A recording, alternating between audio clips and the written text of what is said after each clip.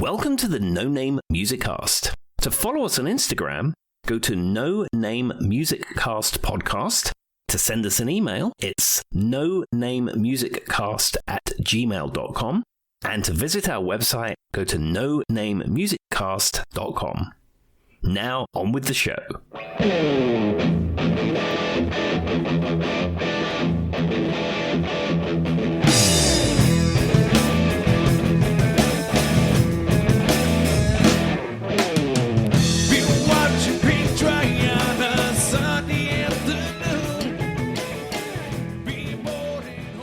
Hello and welcome, everybody. Welcome to the No Name Music Cast. My name's Tim, and this is Joy. And here we are, Friday night, the standard night for recording the No Name Music Cast. We've had a week at work. We're kicking back. We're recording a little bit early. There's daylight outside and sun. It's all going on. It's Friday, Friday, or whatever she said on that one song that everybody knows if you were around in the early 2000s. Something like that, yes. Tim didn't know that until Joy showed it to him, like, what, 6 months ago? Yeah, or maybe I think it was actually even less than that. Who knows? All right. Well, I think I have told Timothy to start us off with his little bit of music news. Yes, so I have a couple of items. So the big music news of the week. Now, this is the big news. I mean, there's been some other music news items this week, but this is the big news. Okay. The Beards. Of course. Performed at the Byron Bay Blues Fest today. Now, as we all know, Australia is in the future, so it's now Wednesday or something. But on Friday evening, they performed at the Byron Bay Blues Fest. The fact that you said it was Wednesday or something made me laugh. Continue. That's a good joke, Tim. Good joke. And I've seen some clips. There isn't a lot of footage available right now, but they shared on their Instagram some audience shots and some shots from the side of the stage. They had a fabulous turnout, and they were performing some of their songs. And I'm just glad the Beards are back. One thing about the Beards, though, it's been about, I don't know, 7 or 8 years since the Beards performed as the Beards. And their beards have got very grey. Johan Beard Raven, the lead singer. We're all getting old here, sir. Yeah, it's just very shocking. Last time we saw Johan, he had a little bit of grey in his beard, and now he has a completely grey beard. I mean, you know, Tim, that's just life. Absolutely, but I'm glad the Beards are back. They're going on an Australian tour. I think they're only playing 5 or 6 dates on this tour, but we can only hope that this is it now. The Beards will be back for good. They'll gig. Maybe they'll release some new music. I'm incredibly excited. Well, I'm happy for you, Tim. What else do you have for the peoples? Okay, now this is another piece of music news that came out this week, and this is the band The Who. Now, dang it, Tim, that's my music news. I'm just going to set my phone down now. So we're on the same page here. What's next? Yeah, so this was a very odd situation. So The Who have felt very uncomfortable when you read it. Yeah, The Who have had the drummer Zach Starkey for almost 30 years. Ringo Starr's son. Yeah, the son of Ringo Starr. He was taught to play drums by Keith Moon, not by Ringo Starr. I love how you added that for perspective. Yeah, you need to put that in there. Now, he has been their longtime drummer, said, for almost 30 years. His style is very similar to Keith Moon. And when The Who reformed sort of in the 80s, they had a drummer called Kenny Jones, who was a very straightforward kind of rock drummer. I've actually met Kenny Jones, but when I did a radio promo with Frequency years ago, but that's beside the point. But very random, but okay. Yeah. But he was a very straightforward rock drummer. Keith Moon was a very unique drummer, and Zach Starkey really channeled that. Now, he has been their constant drummer for that time. But of course, Pete Townsend and Roger Daltrey have got very much older in the intervening years. And to the point where on stage, his drums are not even acoustic. They have triggers on them. So there's really hardly any volume on stage, and it's all coming through in-ear monitoring.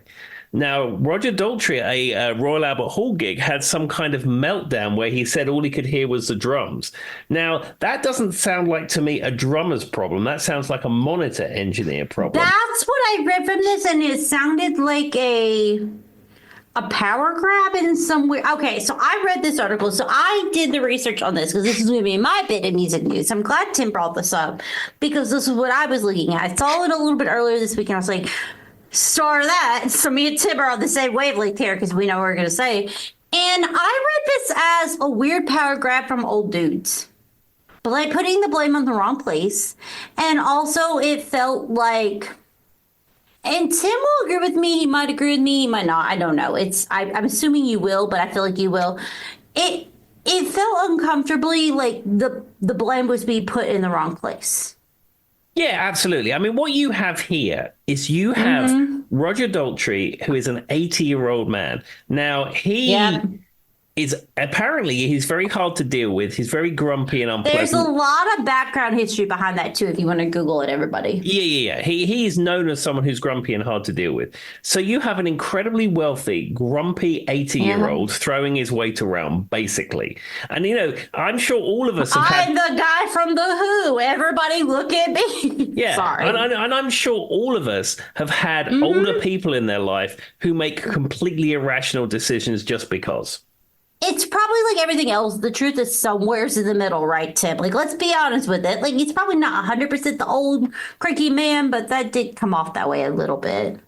Yeah. So, I mean, also, both Pete Townsend and Roger Daltrey are 80 years old. I mean, how long are they going to continue gigging any kind of level? I mean, I don't know. Also, did anybody who was at this concert complain? All I heard was the drums. Like, come on. No, like I said, it's a monitor engineer thing, not so much a drummer thing. And I think it's just old men throwing their weight about who've got influence. Well, I'm going to say something controversial, Tim. What's it with the old British men? Be honest, Tim. Well, it seems like being kind of honorary. Yeah, I don't think that's necessarily a British thing. I just think that's an old man thing. Bill Race, that was at you. You're getting kind of old. No, I don't actually think it is. But me and Tim talked very honest about this on the podcast. Like, as old white men, that's more of what I was trying to say. Sometimes they're kind of a little honorary. It's just the truth. But I read that as what Tim read it as. Is I was like, y'all are seriously gonna like act like he did something wrong? And I'm like, it sounds like whoever did the sound for the show should have did a better job. Yeah, because I mean, like at the level of gigs that I do, if you I've had this before with a drummer with a super loud snare drum, and it's physically loud on stage. But the way they have that set, those drums aren't even real drums. They're basically electric drums, so they're not even making any sound anyway. So I don't know.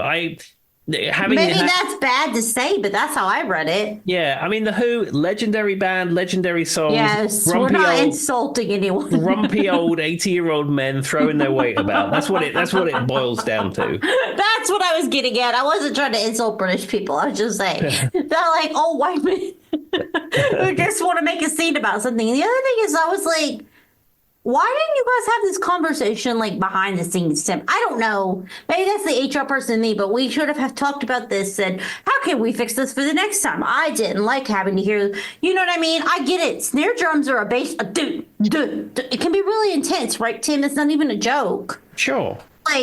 And so, but the other thing is, like, if they've played this music for so long, I feel like even if they just heard the drum bass line, they could pull it off. Yeah. If I'm being honest with you. Absolutely 100%. Like I said, I think maybe it's time for Pete and Rog to call it a day. I mean, and that is not to insult them. They just deserve to enjoy their retirement. I love The Who, and it was really weird for me, with the exception of Miles, and I've talked about this on the podcast. I hate that song, Tim. Absolutely could not. I could never hear that song again. I could go for Miles. Have you ever played that song on like any band or anything?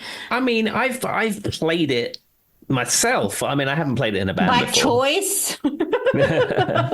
Anyway, but in all seriousness, what's really interesting when you get down to The Who, so for those who are like, I don't know, Tim, and maybe you would agree with this, I find it really interesting when you look at the Beatles and The Who and the back and forth between the discourse between like what they were putting out and what the Beatles were putting out and how the Beatles responded to The Who. There's a really interesting, like, I think history that defines a country. So it's not really to insult The Who, but it did come off a little bit like old cranky white men. Yeah, that's exactly what it is. All right. Well, there is a elephant in the room. Me and Tim have not spoke of it. We said we're going to talk about when we get on the episode. So we mentioned a few weeks back that Katy Perry was going to space. Yes, we did And indeed. well, she went to space for 11 minutes and the internet has blown up. I will let Tim take it from here. What are your thoughts, Timothy? I think this is not a pioneering thing. I don't think it's anything that's going to move spaceflight forward or it's going to empower women or anything like that. No, this it is isn't. rich people going on a rich people joyride. Now, Thank you. yeah, if it was sold as look, this is a bunch of rich people are going up in a space rocket for fun. Isn't this great? No one would have really cared because rich people buy yachts. Rich people go and see the Titanic. Rich people fly in Concorde or used to. You know, it's a rich people thing. Mm-hmm. And you know, you've got the money, you've got the resources to do it. Enjoy yourself. You've worked hard or whatever. It's fine. No problem. But the thing is, this whole thing was sold that it was going to move female spaceflight forward. It was going to empower women going forward. It was going to be this big turning point. Well, as a woman, no, it didn't. None of those it things. was embarrassing. They were in space for 11 minutes. And I'm sorry, Tim. So there was a recent video that came out about somebody who brought their guitar and started singing on a small scale flight, right? Just in probably not even an international flight, probably a domestic flight, Tim. No. Put your guitar down. I don't want to hear you sing and play your guitar on a flight. And I saw the thing about Katy Perry singing What a Wonderful World. And I saw the video and it was cringe, if I've ever seen a video. She proceeded to turn around with the daisy flower. She wasn't even looking out the window, Tim, at the Earth. She was looking at the camera. Yeah, well, I mean, that was for her daughter because her daughter is called Daisy. Well, I thought that until I heard her talk about it. Did you hear her follow up about that? She's literally said the opposite of that. Oh, really? She shot herself in the foot because someone asked her if it was about that. And she said, no, it's just because flowers are resistant. Resilient, actually, resilient. Because I thought the same thing. Oh, a Daisy, that's cute. Her daughter's name is Daisy, right? Yeah. Married to Orlando Bloom. No. If I were her PR person, Tim, I would quit. I'd just jump out the window by now. I mean, I don't really think it's that bad. I think it's more of just the follow-up and it's bad timing. We're not going to get as me and Tim will never talk about politics or anything in the world right now, but it's really bad timing. Sure, 100%. But like I said, if this was just rich people doing rich people things, whatever. Yeah. But it was just the way it was spun is terrible. Now it must be said. It's a PR nightmare. Yeah, looking on the internet, and I'm reading an article from the Independent, which is a UK newspaper. Apparently, an inside source says that Katy Perry regrets making a public spectacle out of the mission, and it says Katy doesn't regret going to space. It was life changing, which I can understand that, but she says absolutely. What she does regret is making a public spectacle out of it. It's also not just her. It was Gayle King saying, did you go to space? And kind of insinuating they're astronauts, Tim. No, which they're is not. an insult to astronauts everywhere. No, people who flew on the space shuttles, people who fly on the Soyuz capsule, the Russian capsule, people who fly on a SpaceX Dragon, they are astronauts. They train. They have to pilot the capsule. They have a job during that all points of phases of spaceflight. They are trained. They know how to do all that stuff. Mm-hmm. That's like saying I'm going to go on a 747 and I'm a pilot. It's like Joy claiming she was the drummer back in the day, Tim. No, I bought a drum set and tried my hardest. I was never a drummer. Yeah, I went on a train once, so therefore I'm a train driver. I mean, it makes no sense. I mean, I'm sure they trained. I'm sure there were safety protocols. I'm sure there's things that they had to learn about. But I mean, then the amount of training that NASA folks go through and other astronauts go through is nothing compared to what they did. Well, I think the thing about it is like they had to go through the G forces, right, Tim, to leave out of the atmosphere. So there was probably some basic health things they do. So if you've never went to Disney World and you go in the G-force one, right, Tim, you have to there's been people who have died who didn't do those basic health things. So there are some basic things that happen, but it is a little bit cringy for anyone who is not a billionaire. And it's giving billionaire roller coaster, right, Tim? That's kind of what it's giving. And I mean, Katy Perry's probably taking the blunt of it because she was very intense in this moment and it felt uncomfortable. And like Tim said, I thought the same thing. Daisy's the name of her daughter. And then she says weird stuff. And being gone for 11 minutes and kissing the ground, literally, Tim. Yeah, it's It was weird. yeah, I mean, I'm sure it's cool to do that. And like I I mean, said, I kind of want to do it, but I also worry about like the ozone layer. well, I mean, space flight is what it is, but I mean, Yeah, we just, could debate that all day. You're probably right on that one. But I don't know. It was the way that it was spun. If it was just like, these people are going into space because they're very wealthy and they're going on a joyride, whatever. But it's just like how this was going to be the pivotal moment and change things. And Well, as a woman, I'm just going to give my 2 cents and take it for what you want. It was cringy. It was weird. And that's not what we want. There are actual women astronauts who deserve your attention and who deserve your love. And I will give Tim a list that he can listen to the notes of this episode because I actually think that's really important. And focus on them. Don't focus on the billionaires going to space for 11 minutes. That's my 2 cents on it. Also, Katy Perry, just stop being so cringy. Me and Tim are not even Katy Perry haters. We love Katy Perry. We've done multiple episodes about this podcast, but it was weird. And Gail King didn't help. And then, yeah, it was just awkward. I don't know, Tim, if you thought that, but I thought it was awkward. yeah, I've always liked Katy Perry. I like her pop music, and if I'm being perfectly honest with you, aesthetically too, but that's beside the point. That's probably not relevant, Tim. You're not helping the cause here. No, but I'm just being honest with you, Joy. I'm just being completely honest with you. But yeah, it's to be the fair, whole Tim thing is an was equal cringe. opportunist. There have been many men on this podcast. Only one man. He knows what I'm talking about. That Tim has said the same thing before. Yeah. And it's not Phil Collins. It's Phil Collin. There we are. I have to call Tim up. No, I get with you, Tim, though. And the thing about it is, I think that we have to acknowledge the fact that once you hit a certain level, there is some, like, dissonance or does that make sense, Tim, from your brain to the normal person? Yeah.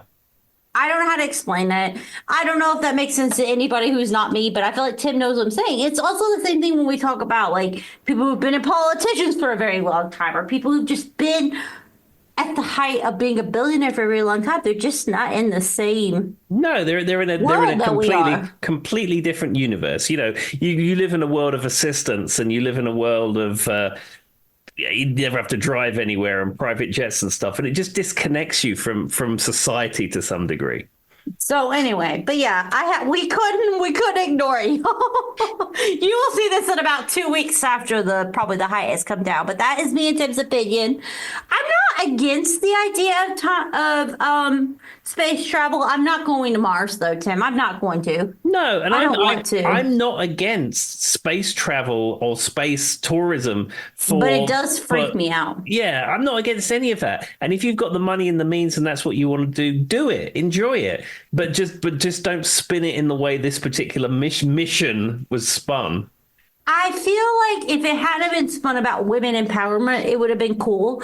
But to actual women astronauts, Tim, it was kind of like there are so many amazing, talented women astronauts who train hard, who are engineers. You know, they're at the peak of that profession.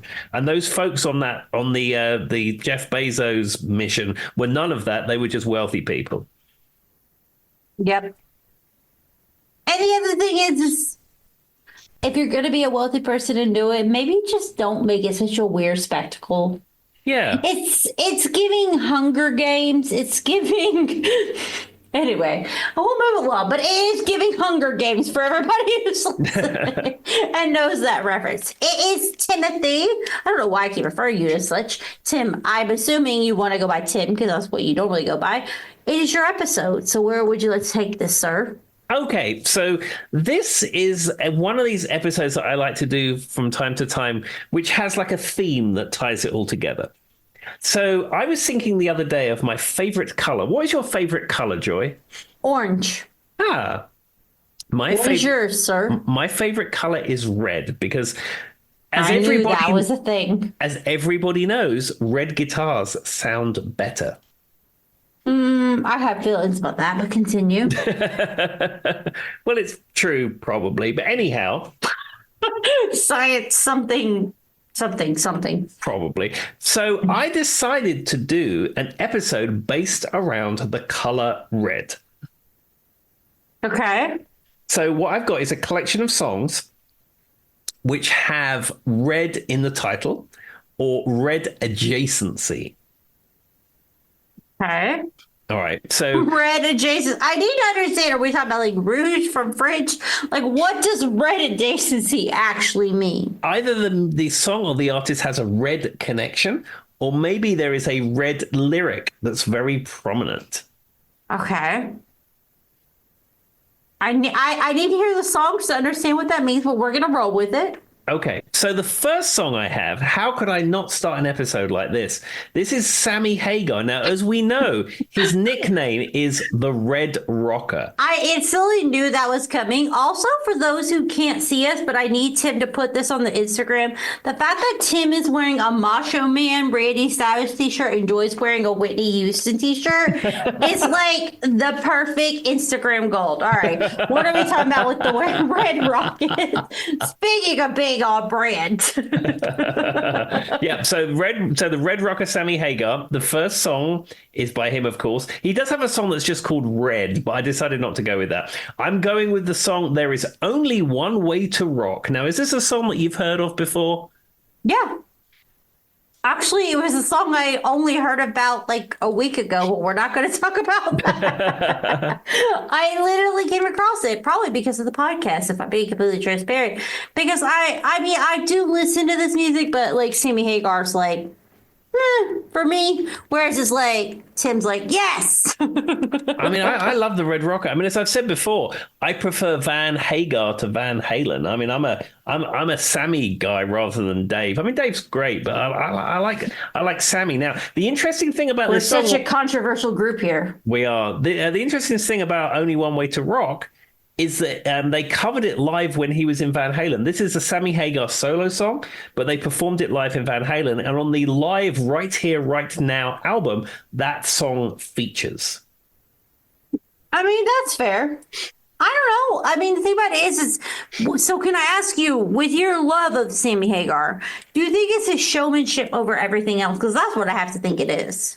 Well, I would objectively, David Lee Roth is a better showman. He's a better frontman than Sammy will ever be. But being a better showman, but like being interesting are two different things, I think. Yeah, I think if Sammy is an interesting character, I think his songwriting prowess is better than Dave's. I think he's a cool dude.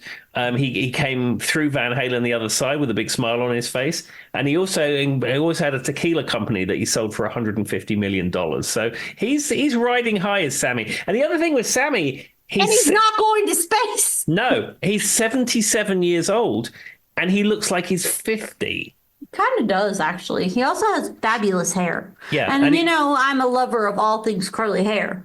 Yeah, and he also claims he was abducted by aliens as well. That's probably, we should leave that part out. That's not related. Tim. But as a curly haired person, which I cut all my hair off right now and Tim can't even see it right now, I appreciate the curls, man. And not related to you going to space. All right, what's the next song, Tim? All right, the next song I have on my list. Now, this is a very obvious song in the Red playlist. And this would be Mr. Prince Rogers Nilsson and the song Little Red Corvette. I mean, I assume this would possibly be on the playlist. I mean, did he ever actually own a red Corvette, or was it just metaphorical? Has anyone ever Googled that? I don't know. Maybe he has. I would assume if he had a Corvette, it would be purple rather than red. All right, let's find out. We're going to Google it. Did Prince actually own a red Corvette? I don't know. I mean, it probably just worked to the song. No, Prince did not own a Corvette, including a red one. The song Little Corvette was inspired by a different car, a 1964 Mercury Montclair. I don't know how to say this word, Tim. M-A-R. I'm going to put Tim, I'm going to put it in the chat. You say it. Okay. I'm from the South. We don't say words well. Especially If I say it's going to come off real Southern and I'm just going to sound stupid. Owned by a band member, Lisa Coleman. While the car was not a Corvette, it did inspire the song's title. okay. What do you think? I can pronounce this for you. It's a 1964 Mercury Montclair Marauder. That sounds right. Like, I'm going to fight you on it, Tim.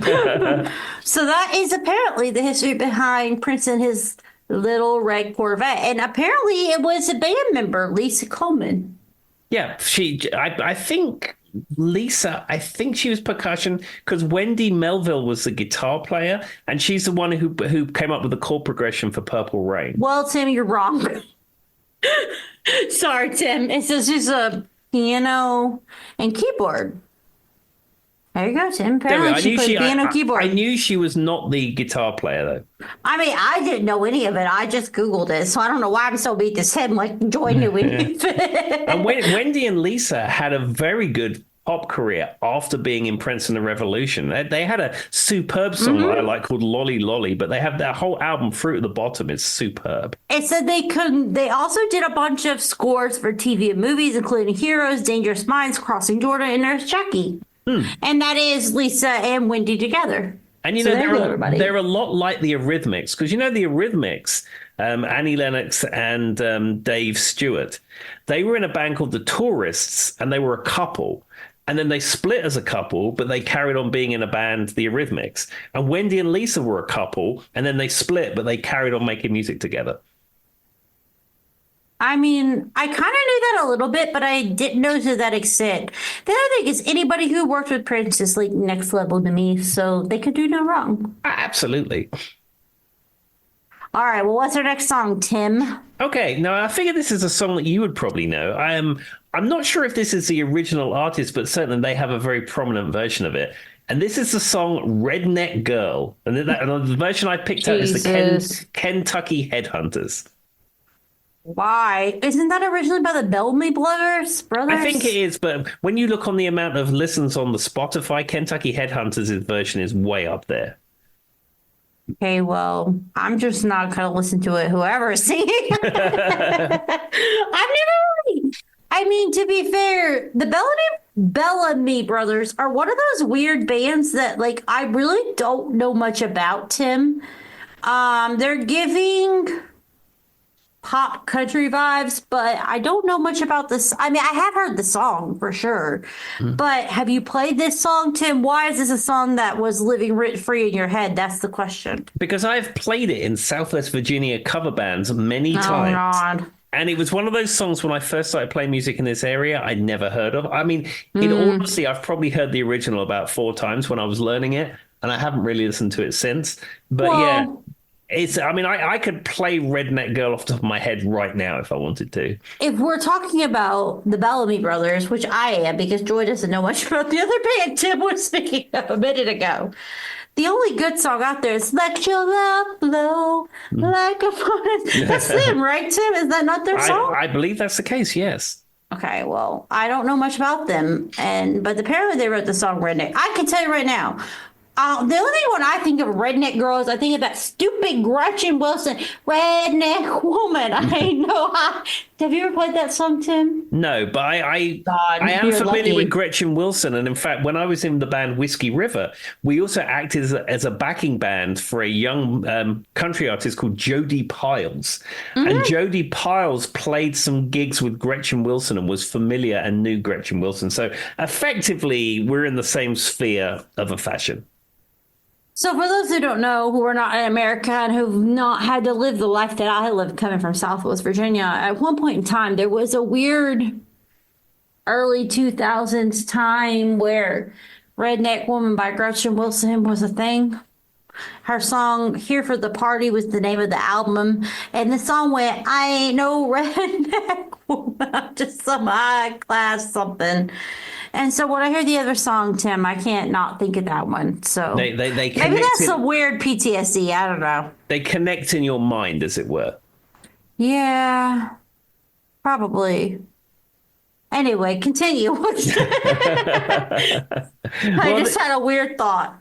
well, this is. I'll go into the next song. So this next song is one that's probably played in every UK wedding party at the end of the night when things are winding down and everyone wants a smooch. This is a song that will be played. And I don't know how popular it was in this country, but this is Chris de Burgh's Lady in Red. Lady in Red. Yeah, that's a pretty popular song, Tim.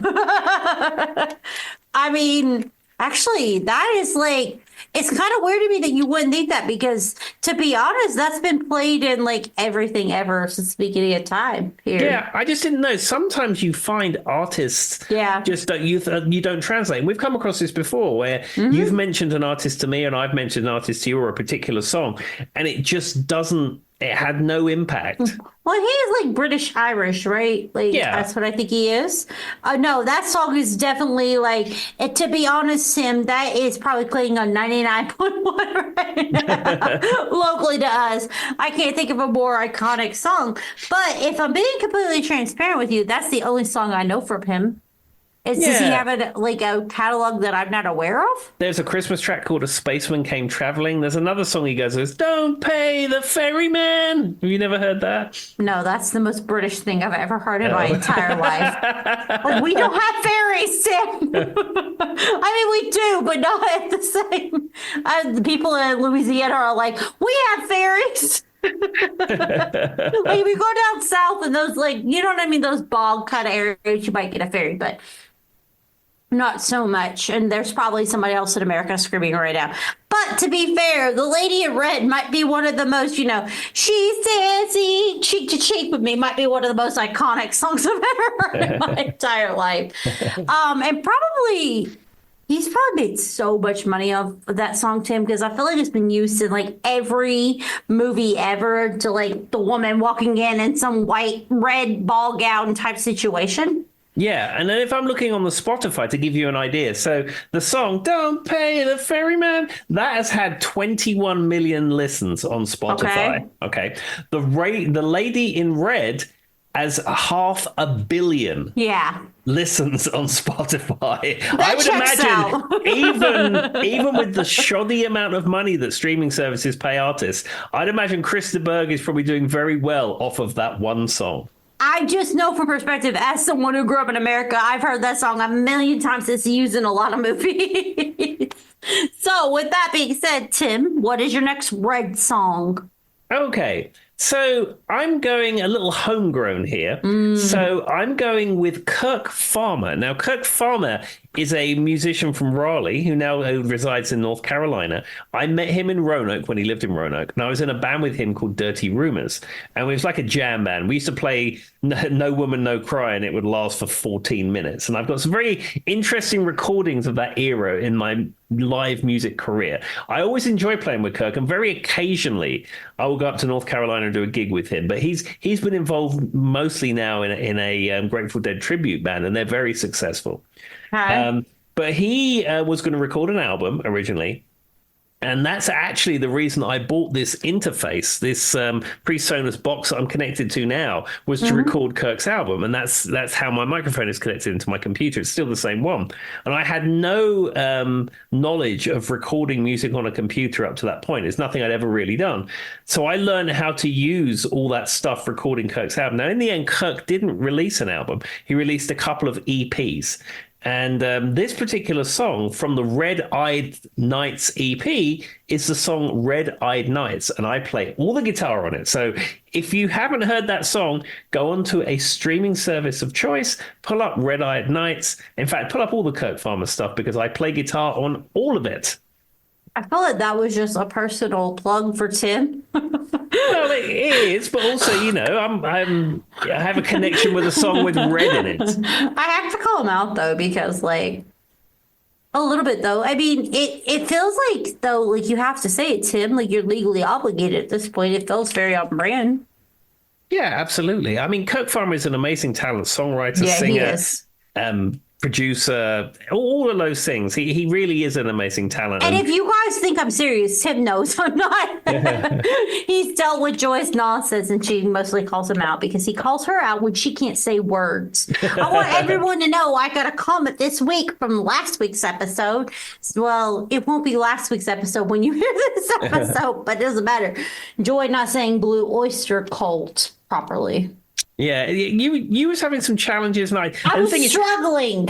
One of the things I enjoy is just letting joy be joy. Is I rarely ever correct you. I just let you be you.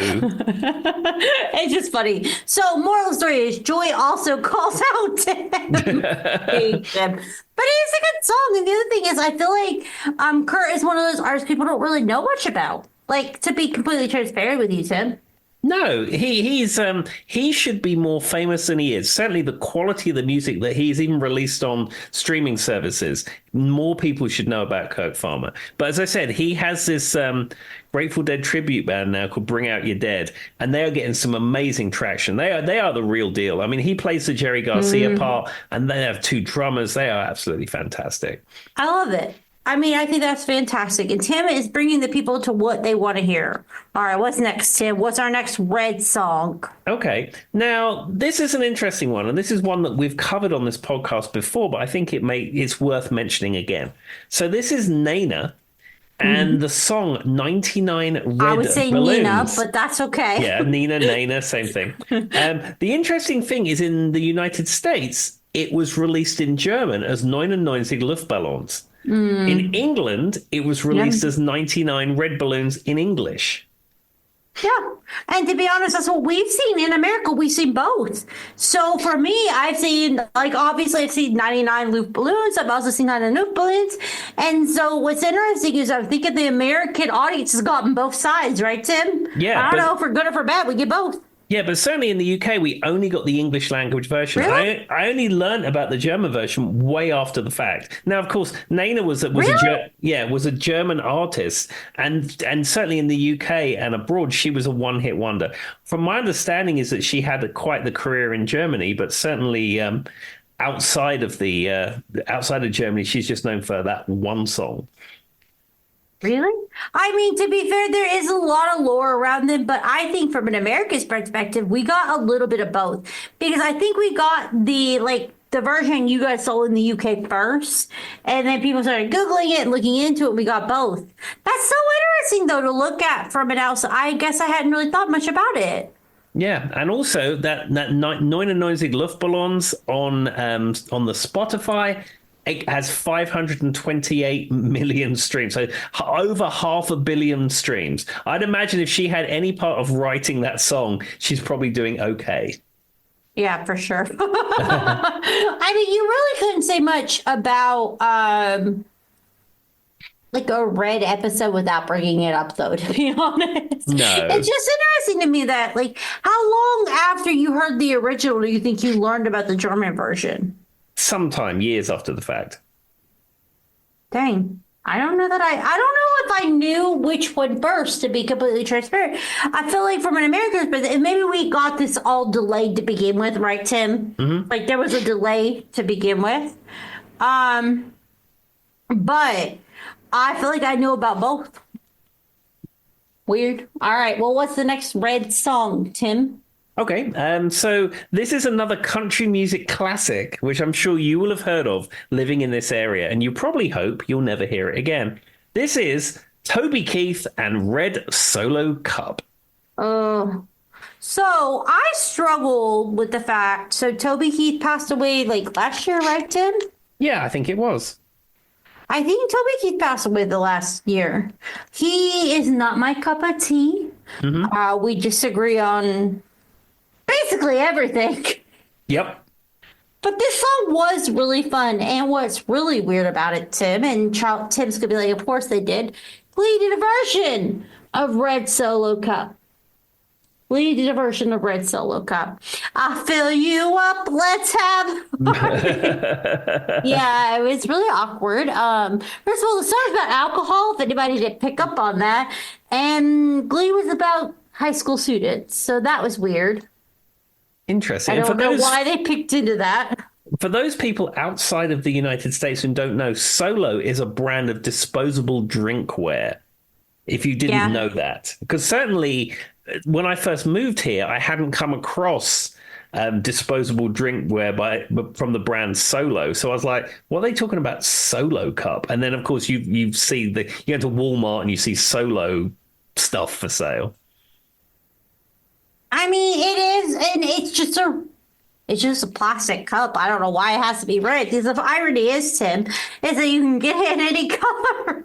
Yeah, but I think that's their main color. If you went into a Walmart right now and you bought disposable cups for that kind of thing, you're going to find that they're probably going to be red. I mean, it probably would be. And the thing about it is there's other brands who do it, and there's art, isn't it? And I get it. So I personally live, and Tim doesn't live very far from this. We live from a college town, right? Mm-hmm. And Radford University is the university I went to. And for those who didn't go, there is a heavy fraternity, like you have sorority, you have fraternities very heavily. And there is a big society around that on Radford University. And that is the university I went to. I was not a sorority member, probably would never fit into any of that, but that doesn't matter. And it's not really my vibe. But where I do live in Bradford, I own a townhouse now in Bradford. There is a lot of those that I drive past, and they are very heavily indoctrinated with their red Solo cups. Because if they throw a party on a Saturday night, Tim, you drive past their yard, red Solo cups everywhere. So he's not wrong. There is something about this red Solo cup that speaks to the party generation. I don't know why it has to be red, but it speaks to something. Yeah, I think it's just a default color from the brand, and it has a cultural following on from there. Fair enough. I mean, I think you're probably right. It's probably just like anything else. Name brand recognition, right? Even the no-name music casts. Me and Tim have fell into this black background because that's just our thing, right? Yeah, and also the very talented Ian Husband designed this logo for us. Well, Charlie came up with the initial design. And he took it next level. Yeah, and then Ian Husband, with his design prowess, took it to the next level. And he gave us, and the thing about it is it was really cute because I really think it worked out so well. For those who don't know it, I'm pointing at this like we're on camera and everybody can see this. Tim, put this in the YouTubes or put this in the Instagrams. But Charlie's initial idea for this was he thought about Tim and his love for like the Ghostbusters. Mm-hmm. That's where this came from. And then he kind of made like a very generic, right, Charlie would not insult. He's not insulted by this, which is a very generic thing. And he came up with it and he sent it to us. And I said, I kind of like it. And then we were like, hey, Ian, this is your bread and butter. Make it better. And he did. Yeah, it's beautiful. Absolutely. Yeah. And I think it's iconic.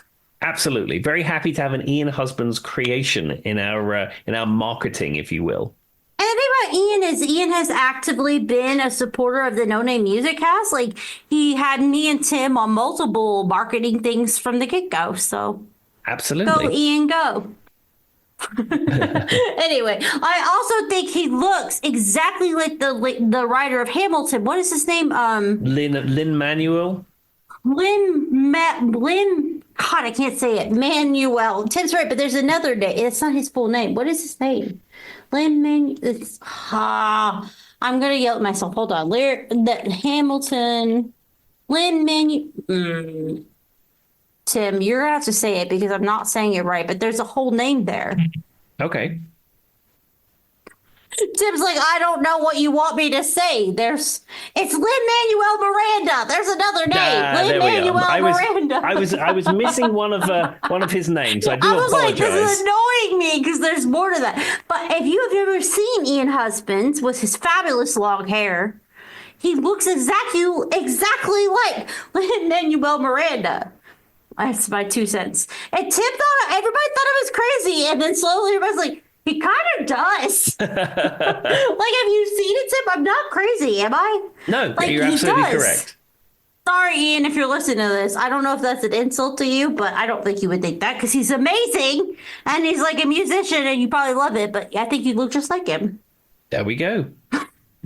Anyway, and also his wife Toby is amazing, and I like her a lot. What's next? Okay, so this next song falls in the red adjacency column. This is David Bowie, and this is the Okay. song "Let's Dance." And the reason I picked it out because there's a line in the song that says, "Put on your red shoes and dance the blues." I kind of wondered if that's what you meant by like red adjacent, but I needed more details to make that decision. Let's dance. So this one is such an interesting song to me. And I think if you don't know a lot about David Bowie, everybody knows this song, right, Tim? It's iconic. She's wearing what's weird about the music video to me, well, there's a lot of things about the music video, right, that we can all say is kind of strange. But it's the desert, where they're in the desert. They happen to have the red shoes on, right, Tim? And then didn't we openly say at one point he was physically went into that like restaurant bar or something locally there? Well, Did I imagine you saying that? the video itself, this is how I interpret the video. It's indigenous people in Australia. They give the girl is given these red shoes, and then she sort of finds wealth or finds acceptance in society or something, and then they go into a shop and they buy jewelry and things like that, and then they're somehow in. Then they go to a fancy restaurant, and then at some point the guy he's towing some industrial machine down the road for some reason. Yeah, which is very strange. And then they decide that these shoes must be evil, so she kicks the shoes off and then she starts stamping on them. And then I think the sun explodes, and then David Bowie plays guitar wearing white gloves. There's a lot happening. And then, but they're like in like a bar or restaurant at the end, and there's people and they're like dancing, and she has the shoes on. Do you know what I'm talking about, Tim? Like, and then I think when we talked about this before, maybe I looked it up or Tim looked it up. Like David Bowie just happened to walk into this place or something. Like there was something very organic about that moment. Yeah, it's a very interesting piece of art. It probably has a lot more meaning behind it than the way I'm describing it. I mean, one thing about this song was always going to be a winner. You have David Bowie, you have Omar Hakim on drums. It's an amazing song. You have Nile Rodgers producing it, and then you have Stevie Ray Vaughan playing guitar. I mean, I think it's impossible to go wrong with all those things coming together. I think it probably would. I mean, I think you're probably right. I think that it was like the best of all the worlds put together. But yeah, the video is very interesting. You guys haven't seen it, and obviously I understand why Tim says this was red adjacent because of the shoes. Yeah. Also, like David Bowie. Yeah, I mean, David Bowie was amazing. I mean, again, somebody I could have seen 10 times. I never saw David Bowie. It's back with you on our theory, Tim, that if you've never seen your artist, go see them. Oh, 100%. If there's somebody right now that you want to go and see, well, I say that. I want to go and see the Beards on tour, but I can't afford a $4,000 ticket to go to Australia to see them. If they're local to you, that's a different statement. We live in America and they're going to Australia, but if someone comes near to you within a reasonable drive, I guess, go now. The other thing is like, have you seen a lot of the stuff that's happening right now with Elton John, Tim? I'm so happy I saw him because he's claiming that his eyesight is going. Yeah, that's what I mean. Grumpy old man Roger Daltrey was also complaining that he's beginning to lose his eyesight as well. I don't know. Is it a thing just being on stage and being blared out with stage lights for decades? I don't know. I don't know. So for those who don't know, Elton can be a little dramatic. If you haven't figured that out by this podcast. I mean, he's the biggest diva of the lot, is Elton John. And so we talked a little bit about him and Madonna maybe getting together in my recent kind of episode about that. But he said he like is very sad right now because he can't see his children like do things, like go to their soccer games. He's losing his eyesight. I don't know how accurate that is. I'm not his optometrist. But with that being said, it does lead you to think that he's probably old and he probably is losing some form of eyesight. Now, I feel like at his age, playing the piano is not an eyesight. Me and Tim talked a little bit about this. For me, it's singing. For Tim, it's guitar playing. But I don't know that, Tim and you would agree with this. You probably don't play guitar by sight anymore. It's more feel, right? To some extent. I mean, and I've said this before, and this sounds like hippy dippy BS. But when you are taking a solo, like if I'm playing a solo to Purple Rain, for example, that I've played a million times, you're playing that solo. A lot of the places you're playing in the same position, so I don't really necessarily need to see the frets or see my fingers. So I'm standing on stage. I've got my eyes closed, my head is back, and as I'm playing away, and it's like there's no. It's like my brain is communicating with the sound. The instrument doesn't matter. My fingers doesn't matter. All of the mechanics to make that noise happen doesn't matter. It's like my head is making that sound. And that sounds like hippy dippy nonsense. I know it sounds so condescending because I struggle with it too, Tim. I know what you're saying. It is like, I don't mean to be that person, right? Does that make sense to me? Like, I don't want to come off that way. It sounds like something that Katy Perry would say, getting off a spaceship. But please don't do that to me. Because what was it? Kiss the ground, Tim, and say something about love. I don't know, but it almost sounds like that. It's in the same sphere, but that's the best way I can describe it to you. Well, I've struggled with this too because people will ask me about so I was watching something recently, or no, our music news were talking about The Who. One thing he was complaining about with the drummer, he said, I need to hear the key, right, to be able to sing the song. Totally reasonable. To be able to, he said, if all I hear is drums, I can't hear the key of the song. But I also thought, Tim, if it is a song I have sang 1,000 times, I probably know what key it's in.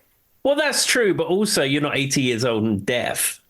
Yeah, but Tim, okay, let's think of a song. Tim, think of any generic song you've played 1,000 times. There you go, Mustang Sally. Someone need to tell you, Mustang Sally.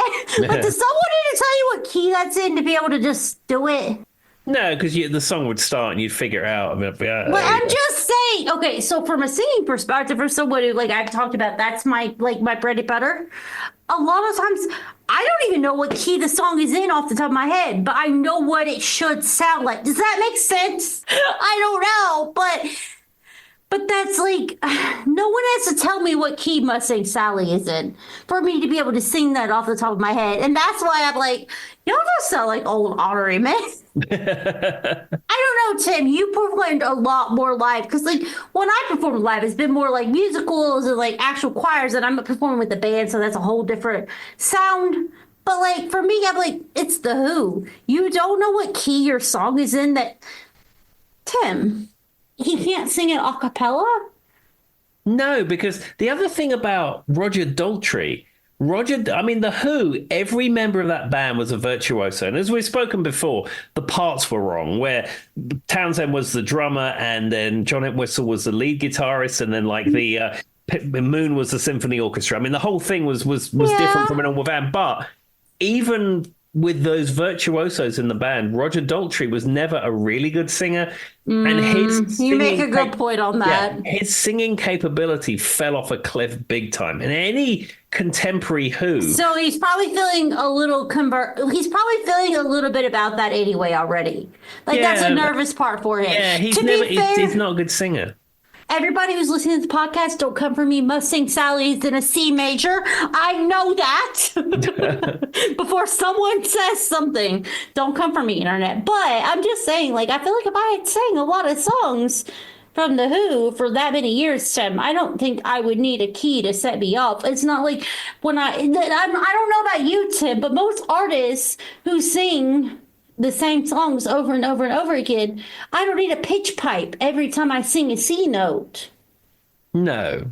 Am I wrong? That just is weird to me. As someone who's been in the music industry and you've been in the music industry, sitting on the dock of the bay, right? I know that's F major off the top of my head. I know the song that I hate, Sweet Home Alabama. We're not going to say that. Alabama, because I don't want to get a G major. That's a G major, right, Tim? It is, right?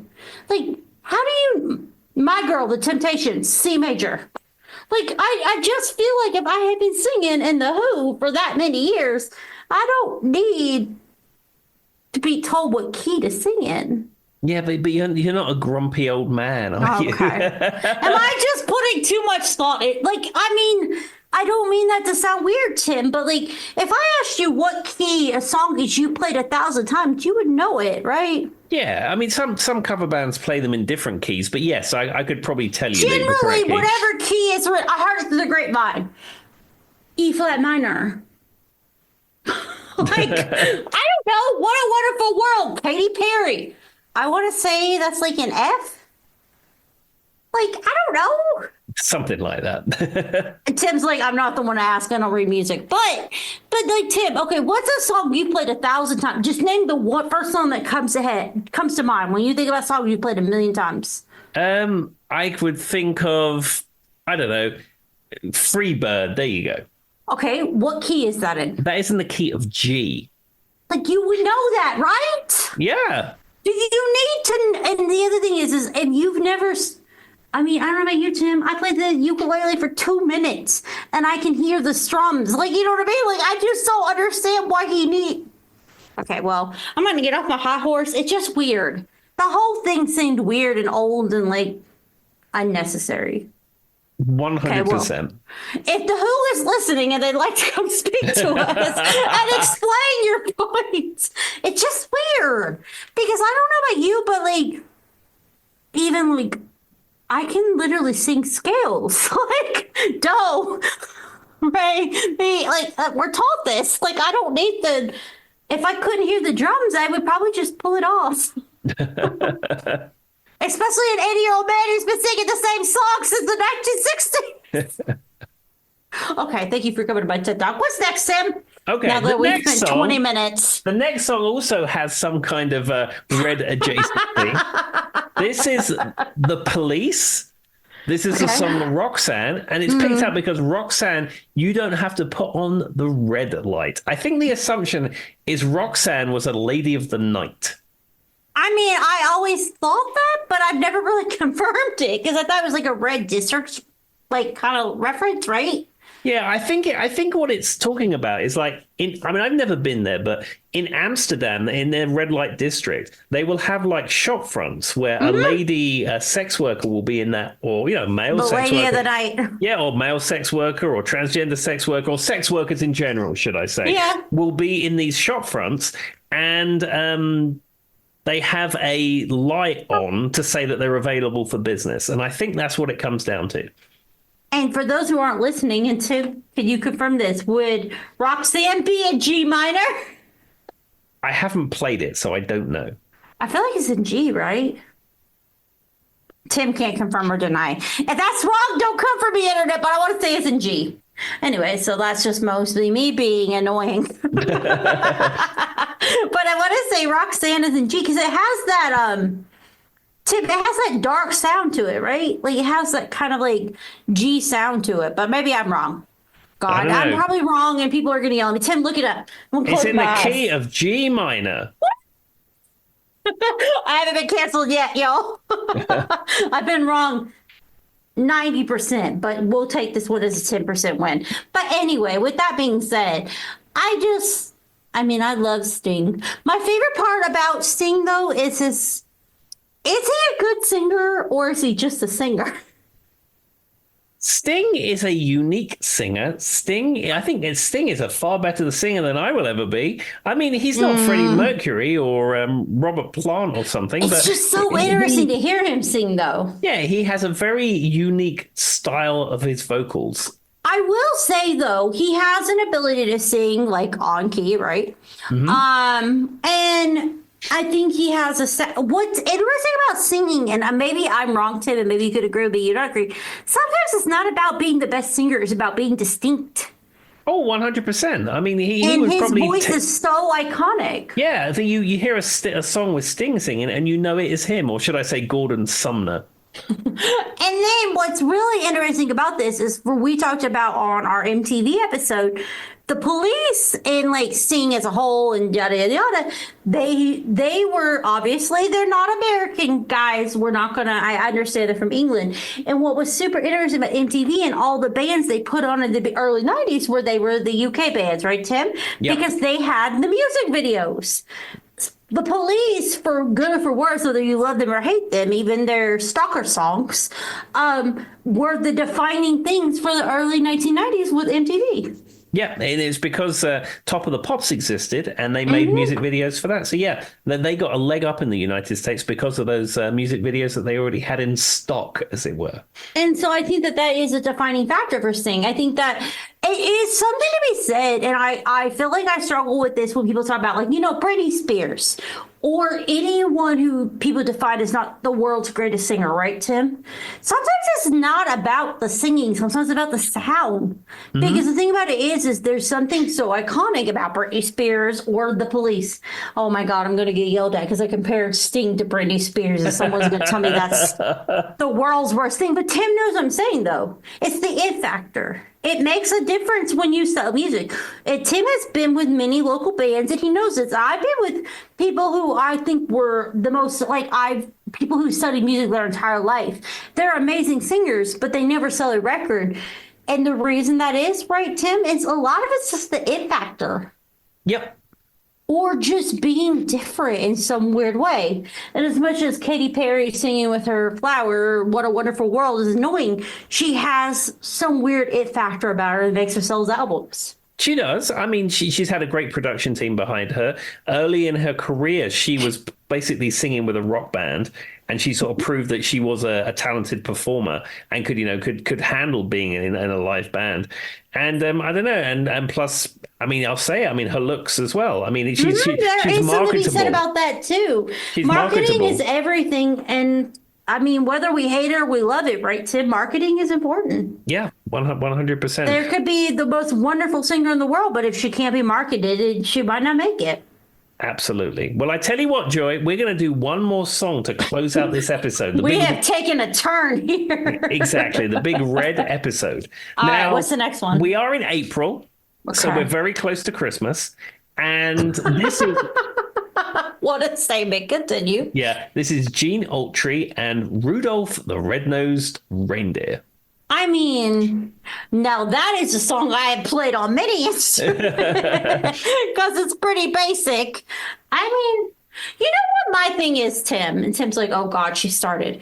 The concept of Rudolph the Red-Nosed Reindeer is the most horrible thing I've ever seen. Yeah. They hated that reindeer until he was useful. Yeah, that's what it boils down to, 100%. Like, that is what we're teaching our children, that the guy with the red nose isn't useful until you need him. Yep. They were making fun of him. They were screaming at him. And then they were like, literally, all the reindeer were doing their reindeer games without him, Tim.